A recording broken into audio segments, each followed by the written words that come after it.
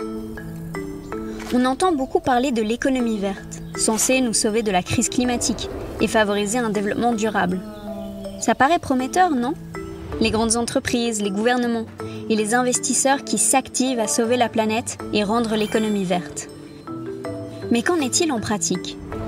Les entreprises et les investisseurs achètent des terres pour stocker du carbone, conserver la nature et produire de l'énergie verte. Ces terres génèrent des crédits carbone et biodiversité que les industries et gouvernements peuvent acheter pour compenser leur pollution. En réalité, les promesses d'emploi, de développement et de bénéfices se réalisent rarement. Au contraire, les agriculteurs perdent leurs terres et leurs champs sont remplacés par des projets d'entreprise. Beaucoup sont forcés à abandonner leurs terres, cultivées depuis des générations. Mais ce ne sont pas que les agricultrices qui y perdent.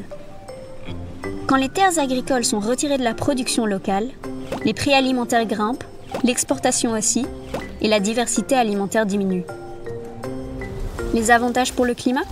Souvent juste des illusions. Ces projets risquent de faire plus de mal que de bien, en perturbant les écosystèmes et déplaçant la faune et la flore. Entre-temps, les grands pollueurs continuent d'émettre, tout en se prétendant respectueux de l'environnement. En fait, sur le terrain, l'économie verte se traduit souvent en accaparement vert. Alors, quelle est l'alternative ? L'agroécologie. Une agriculture qui collabore avec la nature, absorbe du carbone, enrichit la biodiversité et nourrit les communautés.